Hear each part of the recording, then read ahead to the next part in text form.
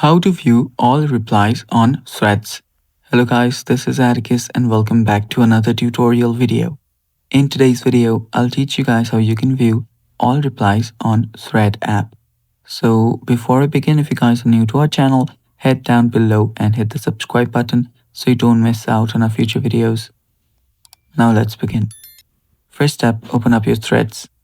Then locate whichever replies that you want to see. So let's say that I want to see the reply of this thread right here. So I'll just simply tap on it. After tapping on it, I should see all the replies or basically all comments on this section. Now to see the replies, you should find something like this. So right here, tap on show replies and it'll give you all the replies available.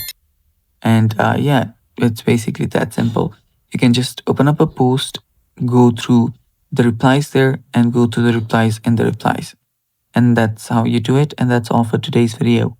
Thanks for watching. Stay tuned for more and bye-bye.